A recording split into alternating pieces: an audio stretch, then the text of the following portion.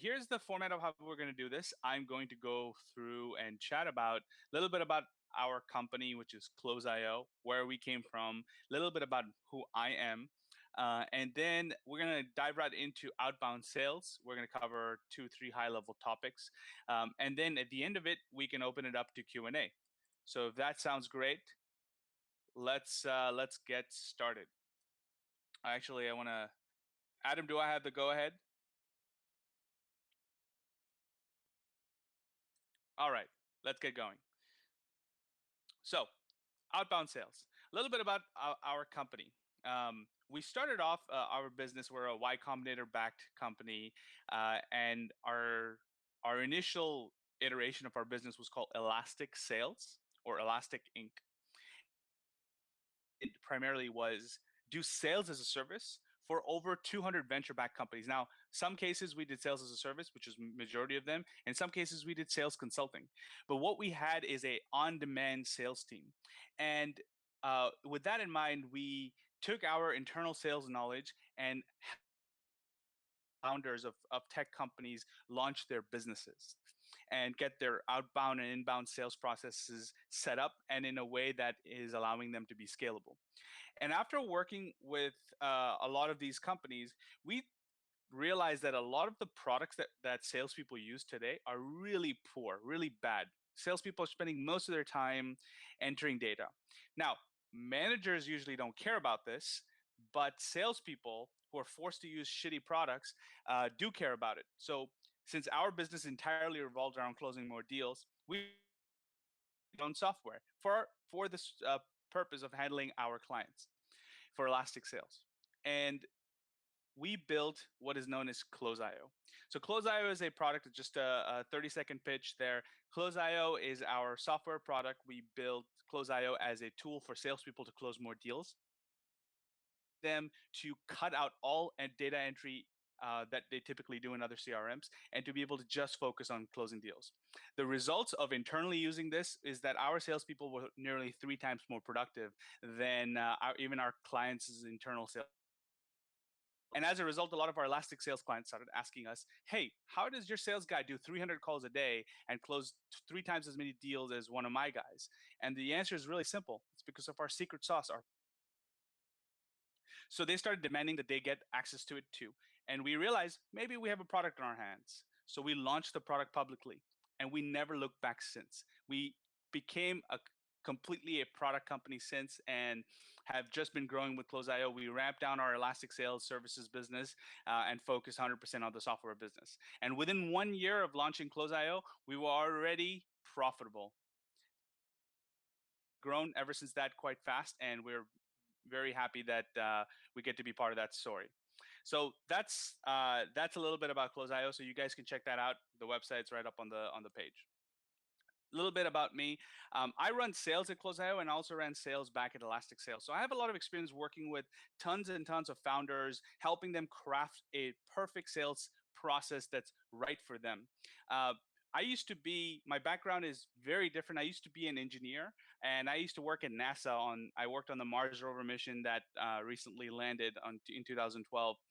And I made a switch because I really wanted to be an entrepreneur. Started 2 businesses, failed miserably at it, and then eventually joined up with the Elastic team to help start that business and then be part of the Close.io success story.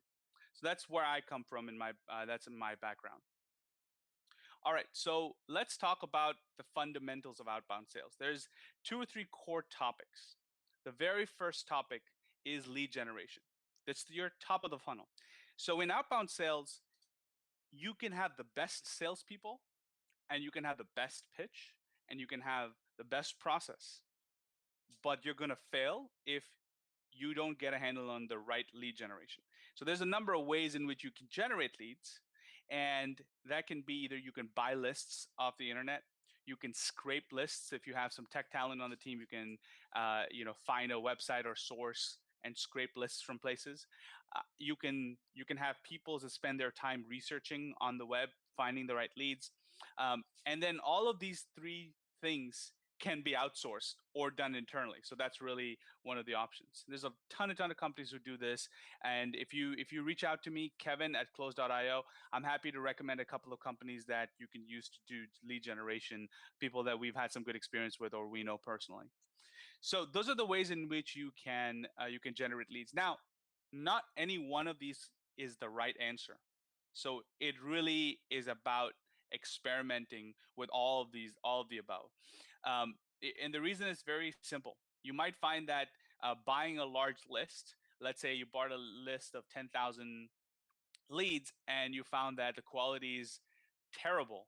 However, there's if the quality is only 20% good in a list of 10,000, that's still 2,000 leads that are pretty decent, and that's a high enough volume to compare with if you're scraping or even if you're researching lists where you might never get to 2,000 or it might take you a long time to get to 2,000 quality leads. So you have to kind of balance the two out. You have to think about it, and I love the experimental approach. I love trying out each method and to see and validate whether one is better than the others. So I recommend experimenting when you're designing an outbound sales process with different processes, with different methods of lead gen. So, you know, how the next question is, how do you then figure out where to generate leads from, where to scrape them, or which lists to buy? So, in other words, what is the customer DNA? Who are you really going after? And this is a question that not a lot of people give enough attention to. And I implore you to take time before you jump into this whole lead gen process to take time and define who is your customer. Quality is always better than quantity.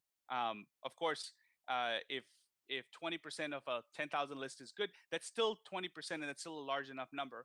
But if 5% of the list of 10,000 is good, you're going to spend all your time just trying to find the 5%. It's not a good idea. So quality doesn't matter. And especially if you're researching leads, it matters even more. But you need some narrowly defined uh, objectives of who you should be going after. And that is critical. So I highly recommend you take the time to define your customer, who your customer is, who your ideal customer is, what size the customer, what industry did they, the primary decision maker is within that and then once you have consistently created the right type of definition of your customer, you can then generate leads. Now, if you're doing research, you can generate something like 10 to 30 leads of 10 to 30 quality leads a day. If you're buying lists, you might obviously get a larger one. But once you have defined it better, you're going to get much better quality. So invest in this first. So again, I'm gonna wait for questions till the end of the session. So please bear with me. I'll get. We'll talk about questions. So let's talk about the next step. So now that you've got your list and you've been able to create and generate your leads, what's next?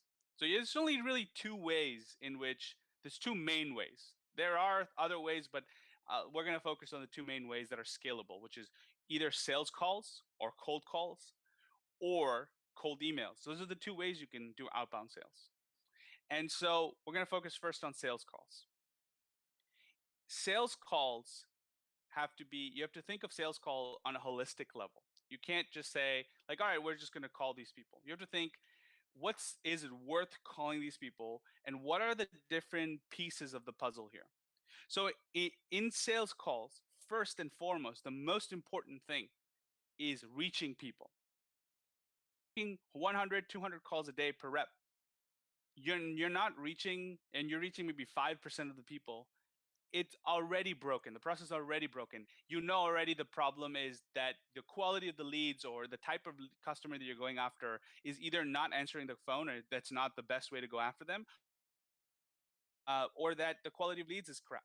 And these two are important things for you to figure out before you start cold calling. So cold calling, reaching people is the number one thing you should worry about. If you can get the reach rate as high as possible, the other things can be managed. The second thing with cold calling is sounding good on the phone. If you're hiring a sales team to do cold calling sales for you, I'm a big believer in not hiring external teams. Being that we used to be external teams for people, we find that the quality is drastically different in the market. There are some really amazing companies that do sales for their companies, and then there are some. There most of the other ones are terrible.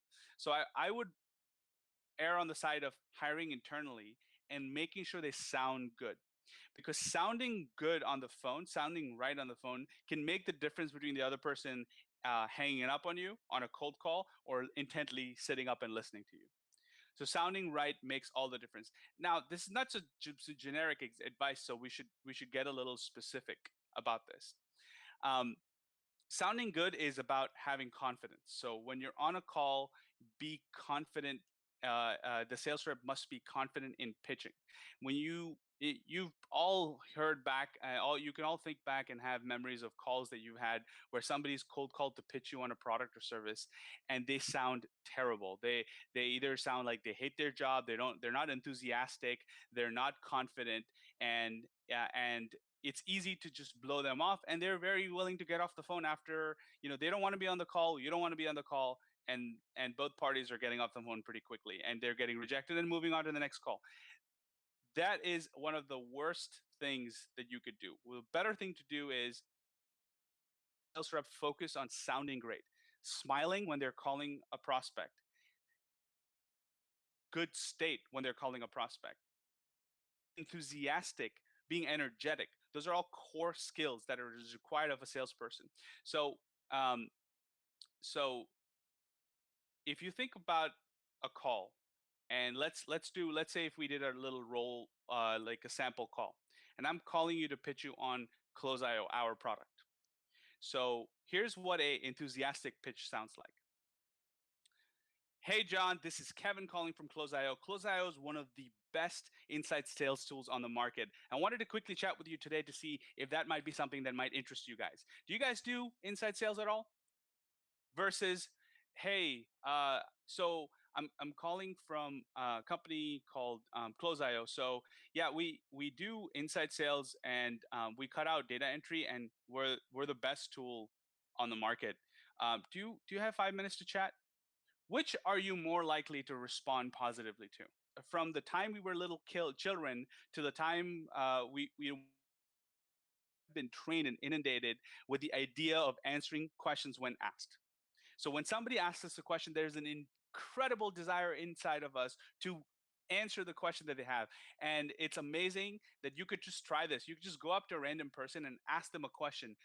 Even a question that they wouldn't want to answer, you'll see that more likely than not, 98% of the time, they're gonna feel the urge to answer a question, even if they don't want to.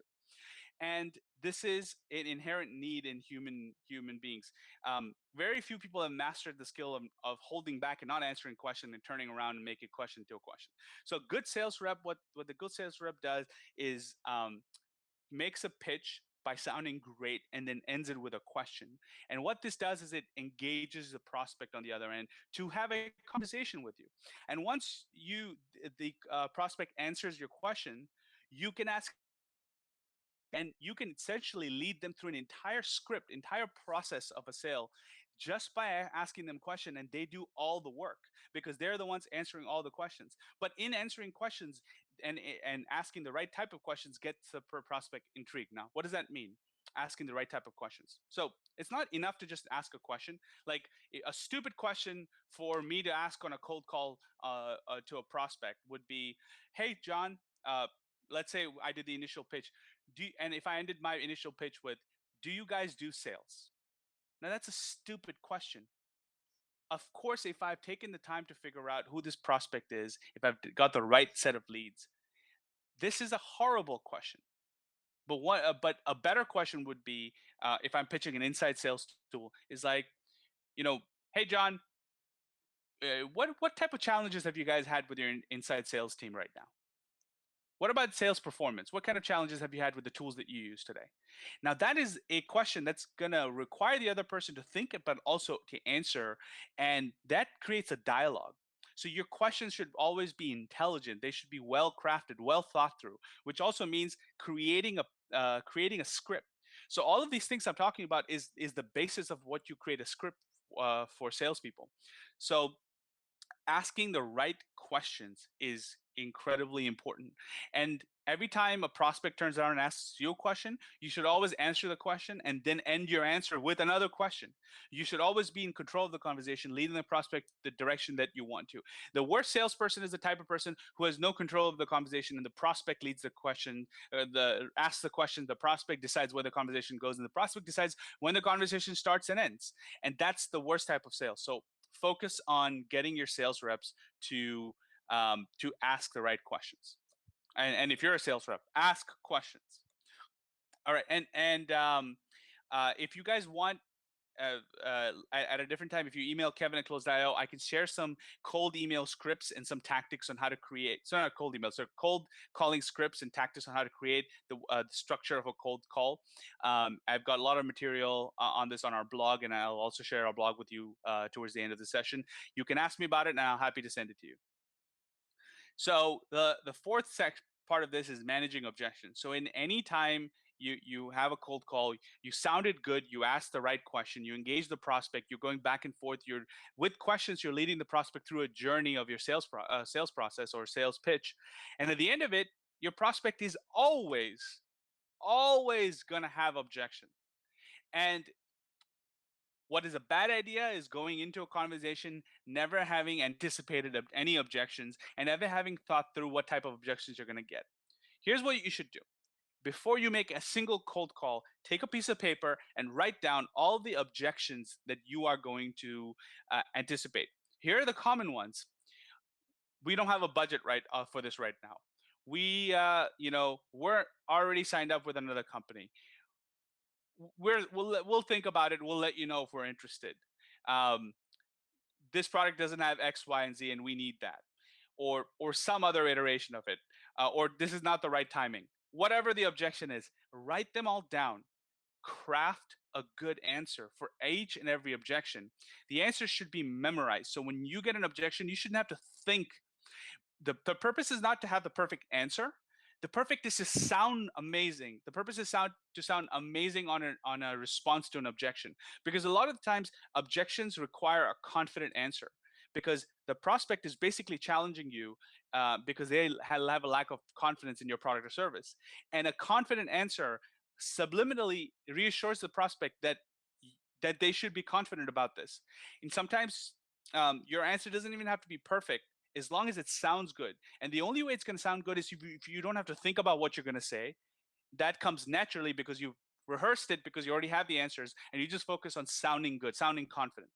So managing objections is all about making sure you've written down some of the objections and plan for it, and then you know what you're going to say, so you focus on sounding great. All right. Then the last portion of an outbound sales call, and this is key. Again, there's a lot of salespeople who miss this. They'll do everything right. They'll manage the objection, everything, and at the end of it, the prospect essentially is waiting for you, and you go, so well, that sounds great. Well, let us know what you think, and that's how a lot of sales calls end, and that's terrible. Ask for a close. You don't necessarily have to ask them to buy or put a credit card in on that first call. But a good closing question is, John, we've discussed all these things. I think this is going to be a perfect fit for you guys. How do you see yourself coming on board as a customer? Or when do you see yourself coming on board as a customer? What do you think? Do you think you're going to come on board as a customer? Those are all closing questions. Those are the type of questions. Or if it's a second or a third call, and you've been through that process, then to ask this very specific question. So, John, how can we get you as a customer today? Asking for a close is extremely crucial in any sales process, and one that is missed by a lot of salespeople. So, in any kind of cold call, summarizing it, reaching people is key. If you don't reach people, you got a problem in the other part of the funnel. So go back and fix that. Or your prospects are not reachable by phone. So that we'll talk about emails next anyway. Number two, sounding good on the call is incredibly important. You have to sound confident. You have to sound energetic. You have to sound like you give a shit. Enthusiasm is very important. Number three, asking questions. Always lead every statement with a question. Make sure your questions are thoughtful, intelligent, and questions that are designed for the prospect on the other end to think about things. Finally, managing objections. Um, Managing the right objections involves you preparing for the objections ahead of time and then sounding amazing as you deliver the objection management answers. Finally, asking for a close. Don't forget to ask for the close and expect a yes. Embrace the no, but expect the yes.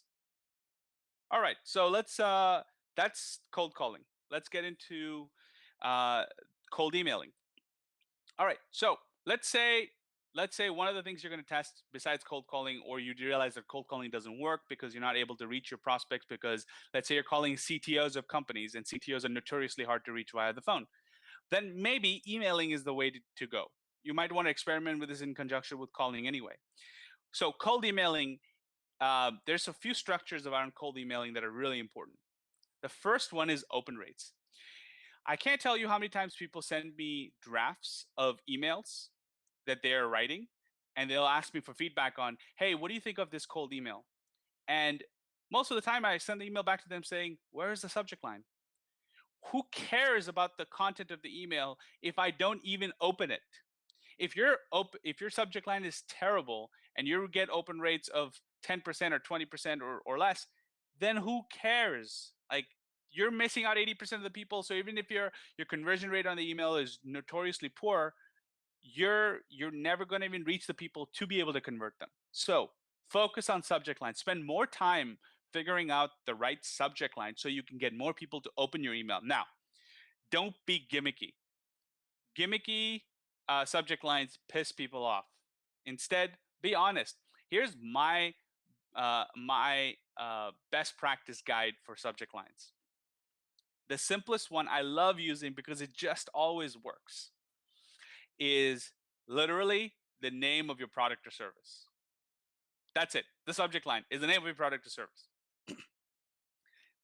Nothing else. Maybe a question mark, or following that, or nothing else at all.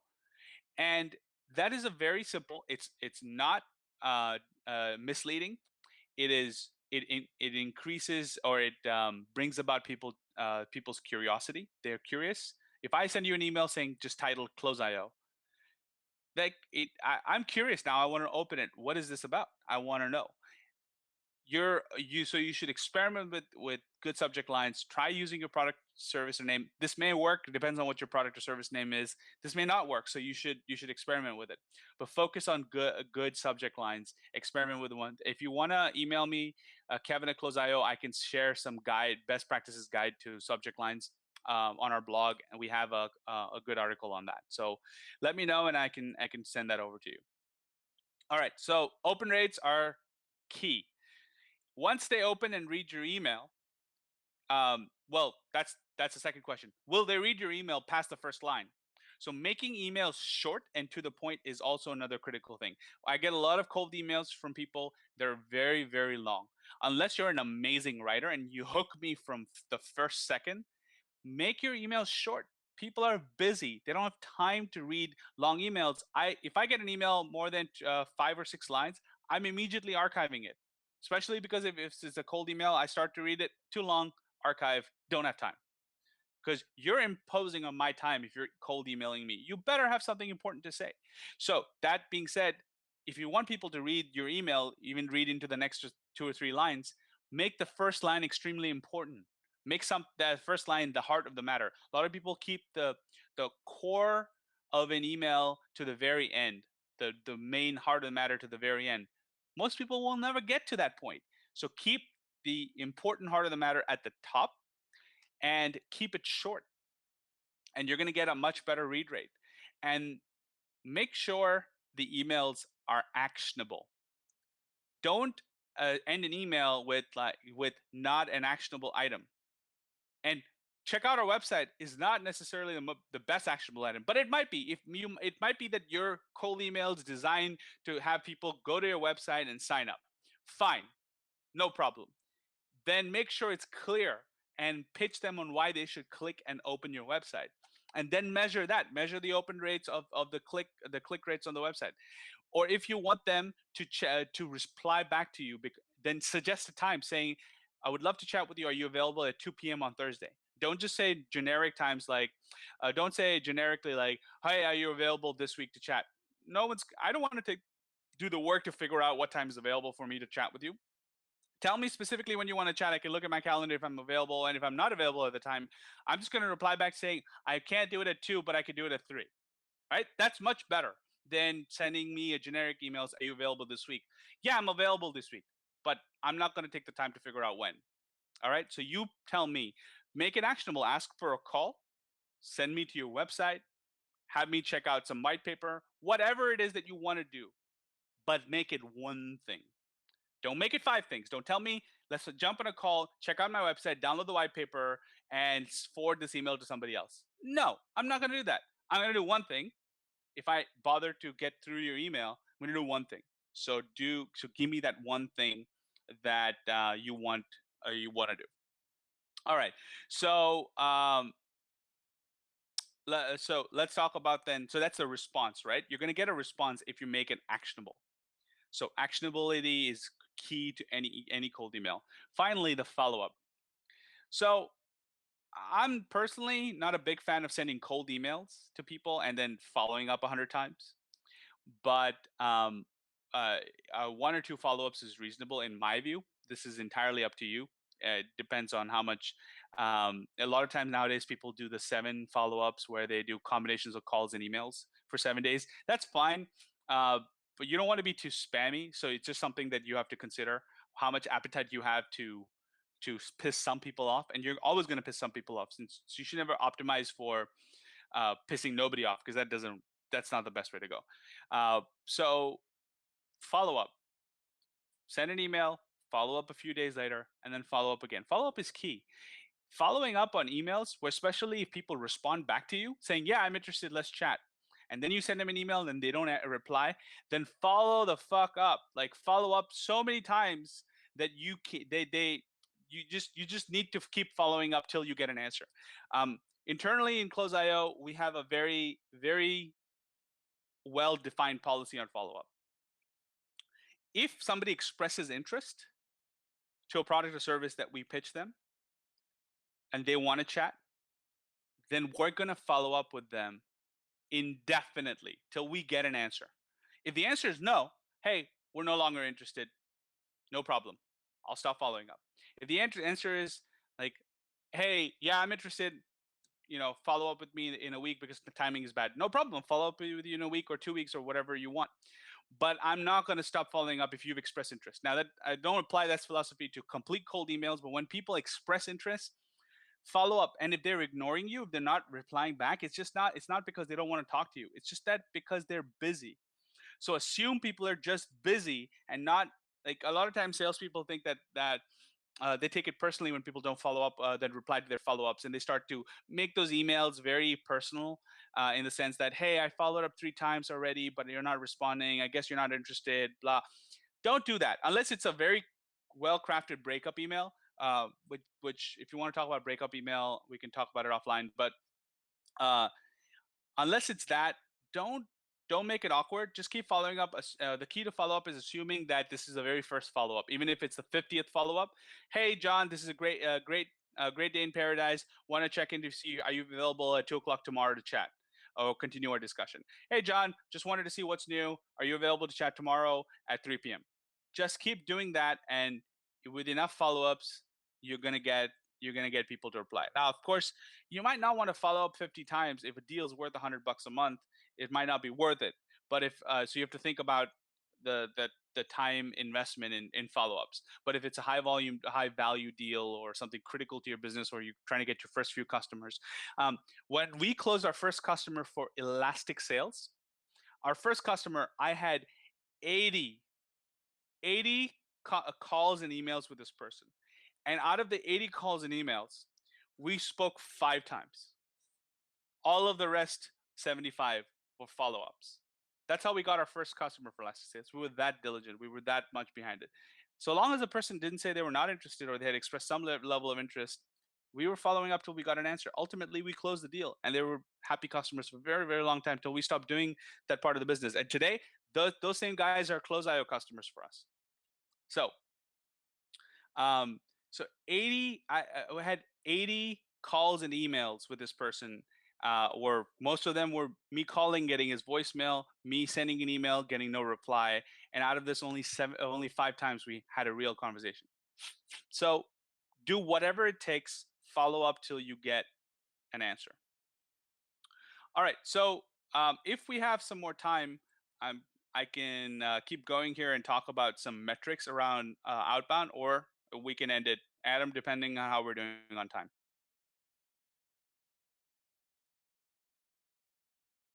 All right. So let's keep going then. Um, so this, let's skip ahead here.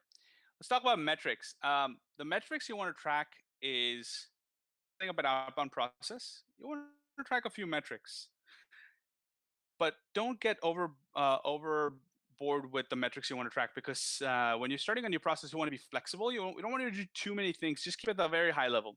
I like to do activity, quality, and conversion. Those are the three metrics I like to track. Activity meaning how many calls, how many emails are we sending, how much time we're spending on the phone, how many leads are we generating. The quality is all about how much are we converting? How many leads do we end up reaching? So reaches are a important metric. How many of those do we? So that gives me the answer of quality. How many of those we reach? How many of those we qualify? How many the ones we qualify do we close? And this gives me a great idea of what the high level metric is. And I like to keep it so simple, literally as simple as this. This is, if you see the screen now, 100 dials, 15 reaches, 10 qualifies, 5 closes. That's my funnel. That's all I want. Because when you start a process, that is all you should care about. Once you've got this part right, that matters. If you can't get this part right, then who gives a shit about how many days, how many calls does it take to close a lead? It doesn't matter. Or how much time does it how many follow-ups does it take? It doesn't matter. Some people like to calculate, it takes 6 calls and 5 emails to close a deal. Why do you care? What does it matter? What is that even going to get you when your qualified to close rate is 1%? That's a bigger problem. Fix that. If you look at this funnel holistically, if you look at this funnel, 100 dials, this exact example, 15 reaches, 10 qualified, and 5 closes. What's wrong with this funnel here? What is the biggest problem? If you wanted to double your sales process sales today, what could you do about this funnel? It's very apparent that the biggest drop in conversion goes from the dials to reaches, right? That's the problem here. And if you fix that problem, you're going to double your sales. Is that spending time on that is way more important than trying to figure out all these little tiny metrics that are irrelevant. So it's important to look at things holistically in very simple terms and find where are things breaking, what is the biggest opportunity, what's the lowest hanging fruit. This is it, right? the Look at the conversion. If for example you were reaching 50 people out of 100, then don't try to optimize for increasing reach rate. If your conversion or dials to reaches is 50%, you might want to optimize for the next level. Maybe from 50, you're only qualifying 20, and out of 20, you're closing 10. Well, if your close rate is 50% and your reach rate is 50%, but your conversion from reach to qualified is much lower, then maybe you want to optimize for that. You want to figure out what does it take to qualify more people, or what is wrong with the set of leads? Are these the right people that we should be targeting? So focus on that, and that's going to give you much bigger bang for your buck than just going after tiny amounts of incremental improvements, or over analyzing the funnel. Keep it high level, and those are some metrics we like to track. So again, activity. How many dials? If I want to double my sales, here's another example. Let's say here's the funnel and you cannot improve any conversion here. What's another way to double closes? Another way to double closes is to double the number of dials, or even increasing closes by 50% is to just increase dials by 50. And that might be something easier to do if you make optimizations. And that's really what, right? It's about helping salespeople increase the amount of sales activity do. This is where we really prosper. But if you double the dials or increase the dials by 50%, or even 20, 30%, you're going to increase sales by 20, 30%. So maybe that's something you should focus on. That's, again, low hanging fruit, easy to spot because you're looking at high level metrics. So focus on the part that you can work and improve, and that's going to give you the biggest bang for your buck. So that's why activity is so important to me. I want to know how many dials, how much time spent on the phone. Why time spent on the phone? All right, a rep makes 100 dials, but spent 1.5 hours, or in other words, 90 minutes on the phone. Something's wrong about that, right? You spent 8 hours on the phone making calls, and you only spend 90 minutes on the phone. There are tools that'll measure this for you. There are phone tools that will measure how much time a rep spends on the phone, including how many dials they do. We Close.io does this as well. But it's important, so it gives you an idea of, all right, is there room to double the number of dials to increase the time spent on the phone? In this example, yeah, there is. So you can now double your sales because you could double your dials. um, Quality is important. Are you reaching the quality of people that you want to? Conversion, are you converting those quality of people to qualifies and then converting them to close? If your close rate is abysmal, then you have to see, are you doing a good job qualifying people? Are these people really qualified, or are you doing a bad job closing? What is the answer? And that's how you figure it out. So a lot of these things are covered on our blog. We have tons and tons of content. We even have a sales book, so you should check it out. Check out blog.close.io. There's emails and calls. Sorry, there's blogs in there from different people from our team, including me, Stelly, our CEO. And there's a lot of great content for you to learn. It's completely free. It's available to you to use in any which way you like. All right, so I'll open it up to questions now.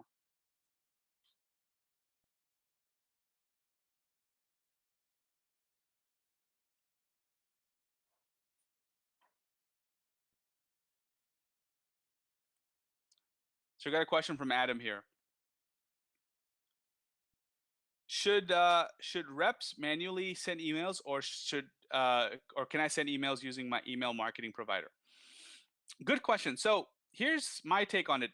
A lot of people try to use marketing email tools to send sales emails. That's a sure shot way of getting your emails rejected. If it's a marketing email, send it from a marketing tool. But if it's a sales email from somebody that you wanted to seem personalized, don't send it from a marketing tool, because the marketing tools are going to have they're going to have their stamp on it, right? So it's going to say sent via MailChimp or sent from SendGrid or whatever. And that's just terrible. I like to make emails seem very personalized, yet send them in bulk from a sales tool. So a couple of good examples of this: quickmail.io, great tool to send out emails.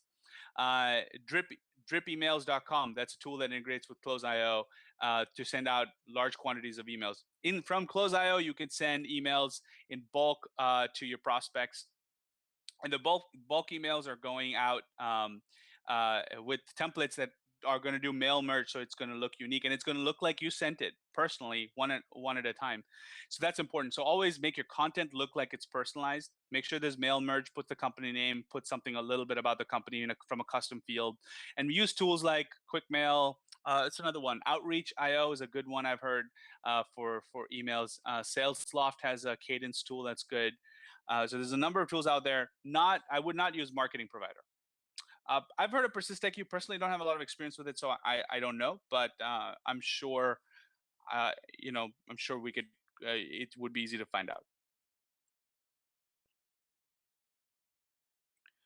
Another question is, how does someone define their ideal customer? Is this something sales or marketing should do? I think this is something. I think this is something the core founding team should do. I mean, all of the stakeholders from sales and marketing should be part of this. I don't think this is something that one person does. I think everybody does this together.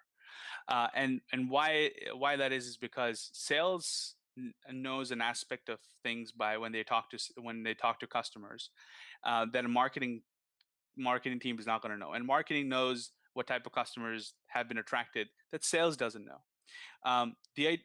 So I think all the stakeholders should be participating, and the founders have a vision for the company of the type of people that they want to attract. And then another thing is your customer support team should know this too. Should be able to answer part of this question, because they're going to be supporting your existing customers and give you a great idea of who your existing customers are, like which are the ones that are most successful. So here's another very important guide. Look at your existing customers and figure out who's the most successful, and the ones who are most successful are a great example of the type of customer, the type of ideal customer profile you should be going after. Because even though you might not want to go after that type of customer because that's not what you intended, but that's the customer who's the happiest and most successful because of your product, then isn't that really who you should be going after? I know you don't want to. There's all this resistance internally, but you should because they're clearly successful because of the product more so than the intended customer that you went after. So that's an important one to think about. Um, Another question is, does the ideal customer ever change? Sure, I think so. I think the ideal customer base will not necessarily change, but the way I would consider change is the expansion of the ideal customer base. Um, if you think about it from a standpoint of you bring a product to market, you have a narrow set of product uh, features, and as you are going out and selling the product, what you find is some customers tell you, oh well, I like what you do, but this couple of features are missing. And as you add more and more features, more and more customers, more and more swath of larger broader swath of customers will come and become and use your product. And that's just essentially going up market. Usually you're getting more and more expensive customers, people who are going to pay you more, and more enterprise. So I think yes, it expands. I don't know if it necessarily changes, but there are companies who over a long period of time will change. So that can also happen.